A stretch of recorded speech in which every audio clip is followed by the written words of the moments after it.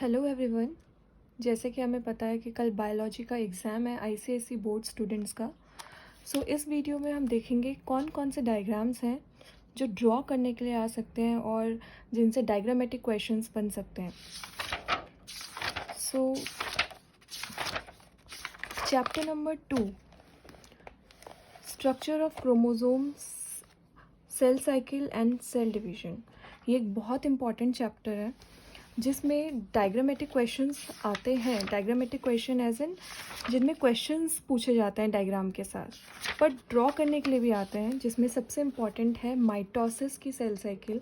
ये जो पूरा डायग्राम है इसमें से कुछ भी क्वेश्चन बनेगा पर आएगा ज़रूर, क्योंकि हम हर साल पेपर्स को जब एनालाइज करते हैं तो हम यही देखते हैं, या तो आपको प्रोफेस का डायग्राम दे देगा और उससे रिलेटेड क्वेश्चन पूछ लेगा, लास्ट क्वेश्चन में वो पूछ लेगा कि आप इसकी नेक्स्ट स्टेज बताइए या फिर उसको ड्रॉ करके बताइए। एक ये वाला पार्ट इस चैप्टर से बहुत इम्पॉर्टेंट है। Now next, genetics, third chapter. Genetics में मेनली आपका जो क्रॉसिंग के क्वेश्चंस आते हैं वो तो इम्पॉर्टेंट है ही, मेंडल्स के लॉ भी इम्पॉर्टेंट है। डायग्राम एज सच तो कुछ है नहीं, आप क्रोमोसोम का डायग्राम प्रैक्टिस कर सकते हैं। Now chapter number 4, absorption by roots. इस चैप्टर में सबसे इम्पॉर्टेंट जो है वो हैं definitions.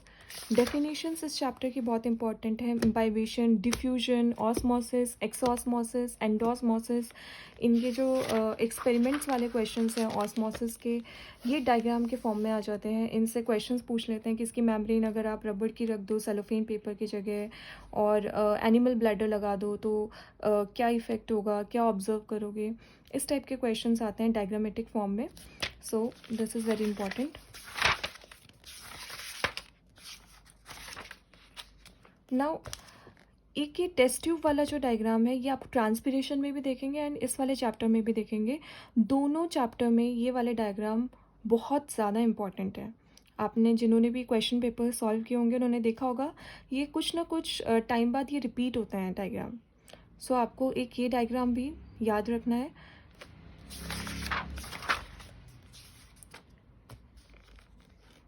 Now next chapter, transpiration. Transpiration में सेम 4 चैप्टर की तरह ही डेफिनेशंस तो इम्पॉर्टेंट है ही। डायग्राम्स में जैसे ये वाला डायग्राम इन्होंने फिगर 5.2 का दिया है, ये डायग्राम ये दे देता है जैसे इन्होंने ये वाला 2 डायग्राम दे दिया और इसका कंट्रोल वाला जो बुक में दिया है वो ना दिया जाए और उसकी जगह ये आपसे कंट्रोल पूछ ले, मतलब आपको रिटन फॉर्म में पूछ ले कि आप कंट्रोल डायग्राम अगर सेटअप करोगे या कंट्रोल इसका सेटअप करोगे तो उसमें आप क्या करोगे, किस तरीके से करोगे। और ये भी पूछा जाता है कि कंट्रोल को हम क्यों सेटअप करते हैं, किसी भी एक्सपेरिमेंट में कंट्रोल सेटअप क्यों किया जाता है। Now this is the diagram. Transpiration का ये वाला डायग्राम बहुत ज़्यादा पूछा गया है, जिसमें ये एक टेस्ट ट्यूब में ऑयल डाल दिया जाता है, एक प्लांट का एक लीफी शूट डाल दिया जाता है और इससे पूछ लिया जाता है कि यहाँ पे कौन सी प्रोसेस हो रही है। ये वाला इस वाले चैप्टर में बहुत इंपॉर्टेंट है। गेनोंग स्पोटोमीटर का ये डायग्राम बहुत इंपॉर्टेंट है। इसमें पूछा जाता है कि बबल्स का, इसमें जो बबल आपको पता होगा, बबल जो मूवमेंट है उसमें क्या रोल है, मतलब बबल जो मूव कर रहा है वो क्या शो कर रहा है इसमें। It is also important. Precautions बहुत इंपॉर्टेंट है इस चैप्टर के। नाउ दिस वाला, ये वाला डायग्राम भी बहुत इंपॉर्टेंट है, जिसमें कोबाल्ट क्लोराइड पेपर का यूज़ पूछ लिया जाता है, ऑब्जर्वेशन पूछ लिया जाता है।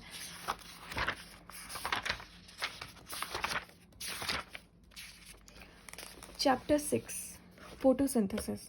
फोटोसिंथेसिस वाले चैप्टर में फोटोसिंथेसिस की डेफिनेशन इम्पॉर्टेंट है, उसकी इक्वेशन इम्पॉर्टेंट है और क्लोरोफिल का ये वाला डायग्राम मोस्ट इम्पॉर्टेंट है, जिसमें आपको लेबलिंग के भी मार्क्स मिलते हैं। आप जैसा पता ही है डायग्राम में जितने लेबलिंग करेंगे उसके मार्क्स मिलते हैं। नीट एंड क्लीन डायग्राम होगा उसके मार्क्स मिलते हैं। ग्रेनम और थाइलाकॉइड के से रिलेटेड क्वेश्चन आ जाते हैं, स्ट्रोमा से रिलेटेड क्वेश्चन आ जाते हैं, लाइट डिपेंडेंट रिएक्शन इसी डायग्राम में इंक्लूड करके पूछ लेते हैं। एक ये वाला डायग्राम बहुत इंपॉर्टेंट है। एक्सपेरिमेंट्स इस वाले डायग्राम के मोस्ट इम्पॉर्टेंट है। एक क्वेश्चन यहाँ से हमेशा आता है, इसके ऊपर मैंने एक वीडियो बनाई है, आप उस वहाँ से जाके रिवाइज कर सकते हैं। Next, chemical coordination in plants, chapter 7। इसमें एज सच कोई डायग्राम नहीं है, सारे हार्मोन्स की यूजेस आपको पढ़ने हैं। ट्रॉपिज्म से रिलेटेड थोड़े बहुत डायग्राम दिए हैं, बट इसको आप डील कर लेंगे। Next chapter 8, circulatory system.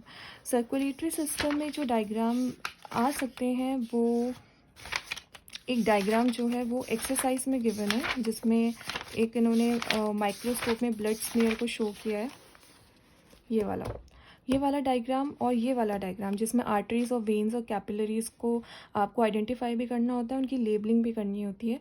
ये दोनों diagram as it is exercise से ही सेम आ जाते हैं पेपर में। एंड दिस वन, हार्ट की कौन सी स्टेज है, सिस्टोल हो रहा है, डायस्टोल हो रहा है, ये वाला क्वेश्चन भी बहुत इंपॉर्टेंट है। आई मीन ये वाला डायग्राम बहुत इंपॉर्टेंट है, जो कि बुक में पेज नंबर 101 में दिया है। इन दोनों फेस में से कोई भी फेस पूछ लेते हैं, डायग्राम आपको शो कर देंगे और आपसे पूछा जाएगा कि कौन सा फेज है, मीन्स इसमें क्या, कौन सा पार्ट सिस्टोल कंडीशन में है, कौन सा पार्ट डायस्टोल कंडीशन में है।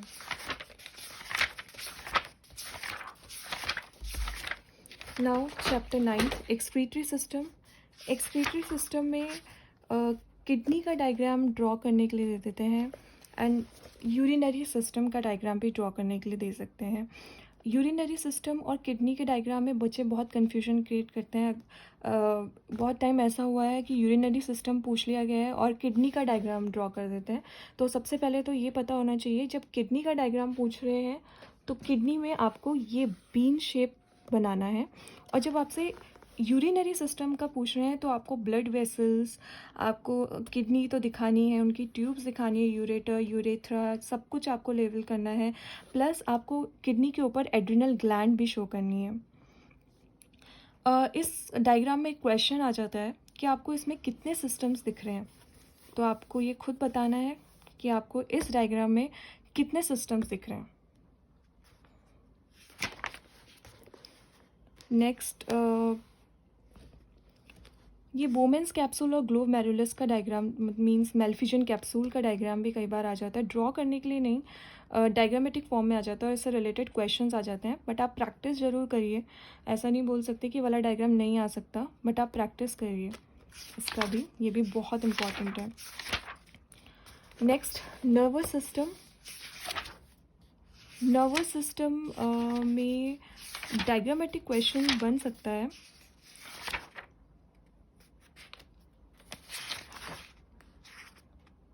एक ये वाला डायग्रामेटिक क्वेश्चन बन सकता है, मीन्स ये डायग्राम की फॉर्म में आ सकता है और इससे रिलेटेड क्वेश्चंस आ सकते हैं, but as such diagram draw करने के लिए इसमें यहाँ से चांसेस कम है।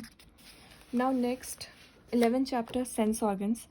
सेंस ऑर्गन में जो डायग्राम आ सकता है वो है आई का। आई का ड्रॉ करने के लिए आ सकता है, लेबलिंग करने के लिए आ सकता है, दोनों आ सकते हैं। ईयर का जो डायग्राम है वो पूरा ईयर का नहीं आता, means outer ear, middle ear, inner ear पूरा एक साथ ड्रॉ करने के लिए नहीं आता। वो या तो इनर ईयर का पूछता है या तो मिडल ईयर का पूछता है, मेनली वो इनर ईयर का ड्रॉ करने के लिए बोल देते हैं, तो इसकी भी प्रैक्टिस आपको होनी चाहिए, प्लस फंक्शंस के साथ, क्योंकि जो डायग्राम वो पूछ रहे हैं वो फंक्शंस के साथ भी पूछते हैं, क्वेश्चंस में फंक्शंस भी पूछ लेते हैं। इसमें एक और चीज़ आपको याद रखनी है कि जब आप आई के डायग्राम की प्रैक्टिस कर रहे हैं तो आई में डिफेक्ट्स हैं जहाँ से क्वेश्चन हर बार आते हैं। मायोपिया एंड हाइप्रोपिया के डायग्राम से क्वेश्चंस बनते ही बनते हैं, चाहे आपने प्री बोर्ड्स दिए हों उसमें भी आपने देखा होगा, और बोर्ड में भी आते ही आते हैं with correction. Next, endocrine system. Endocrine system में डायग्रामेटिक क्वेश्चन ज़्यादा बनते हैं, जैसे मैंने अपनी वीडियो में भी बताया है। ये वाला डायग्राम बहुत इम्पॉर्टेंट है, जिसमें ये सारे ग्लैंड्स को लेबल करने के लिए देते हैं, और इन्हीं किसी ग्लैंड से क्वेश्चन पूछ लेंगे, कौन सा हार्मोन सिक्रीट करता है, हाइपोसिक्रेशन से क्या होता है, हाइपरसिक्रेशन से क्या होता है, ये कुछ भी क्वेश्चंस बन सकते हैं इनसे। थायराइड ग्लैंड को भी एक बार देख लीजिएगा।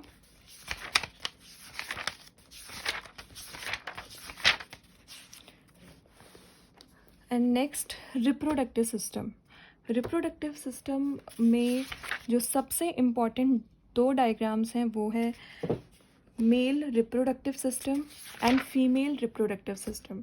ये दो मोस्ट इम्पॉर्टेंट डायग्राम है इस पूरी बुक के, और इनके फंक्शंस, क्योंकि अगर ये डायग्रामेटिक फॉर्म में ये पूछ रहे हैं, अगर ये ड्रॉ करने के लिए पूछ रहे हैं तो ये सिर्फ ड्रॉ करवाएंगे, बट अगर ये डायग्रामेटिक फॉर्म में मीन्स अगर ये डायग्राम दे दिया है और इसकी लेबलिंग आपसे पूछ रहे हैं, तो ये जो लेबलिंग है, सपोज इन्होंने यहाँ पे टेस्टिस की जगह ए दे दिया है, तो ये आपको ए का फंक्शन भी पूछेंगे। यहाँ पे अगर वासा डिफरेंस की जगह बी दे दिया है तो बी का फंक्शन भी पूछेंगे। सो ये दोनों डायग्राम मेल रिप्रोडक्टिव में ए वाला डायग्राम जो arrangement of male reproductive organs in the body and longitudinal section of testis most important diagram है, बट इसका मतलब ये नहीं है कि आप बी डायग्राम को नहीं देखेंगे। डायग्राम आपको सारे देखने हैं, बट जो ड्रॉ करने के रिस्पेक्ट से देखने हैं वो है सी वाला डायग्राम। इसको आप ड्रॉ करके प्रैक्टिस करिएगा। एंड फीमेल में ए वाला जो डायग्राम है, human female reproductive organs frontal sectional view, ये मोस्ट इंपॉर्टेंट डायग्राम है। इसको ड्रॉ करिए, लेबलिंग करके देखिए, जैसे प्रैक्टिस करना है करिए, क्योंकि कल पेपर है तो इन दोनों में से एक क्वेश्चन तो ज़रूर आएगा, चाहे जिसका फंक्शन पूछ लें, किसी का डायग्राम पूछ लें, बट ऐसे मत करना कि आप एक पढ़ के जा रहे हो दूसरे को छोड़ के जा रहे हो। दोनों ही प्रिपेयर करना बहुत ज़रूरी है। मेंस्ट्रुअल साइकिल का ये वाला डायग्राम भी आ जाता है, बट वो इस डायग्राम से कुछ पूछते नहीं है, ये डायग्राम आपको एज इट इज़ दे दिया जाता है और बाकी इन फेसेस से क्वेश्चंस होते हैं। सो एक ये वाला भी बहुत इम्पॉर्टेंट है। स्पर्म का डायग्राम ड्रॉ करने के लिए आ जाता है, जो कि मुझे लगता है कि इतना इजी डायग्राम इस बुक में कहीं पे भी नहीं है। सो स्पर्म का डायग्राम विद लेबलिंग, ये आपको ज़रूर देख के जाना है। और कम चांसेस हैं, बट स्टिल हम ये स्किप नहीं कर सकते। Growth of embryo inside the uterus 8 week old and almost fully formed, ये आप लेबलिंग के पर्पज़ से देखिएगा, ड्रॉ करने के लिए नहीं, क्योंकि इसमें स्टूडेंट का टाइम बहुत ज़्यादा वेस्ट होगा ड्रॉ करने में। ये लेबलिंग के पर्पज़ से एंड फंक्शंस जितने भी यहाँ पे चीज़ लेबलिंग कर रहे हैं आप, placenta, umbilical cord, amnion and amniotic fluid का जो फंक्शन है वो ज़रूर पूछ लेते हैं, तो ये ज़रूर देखना है आपको। So that's it, all the best for tomorrow, thank you.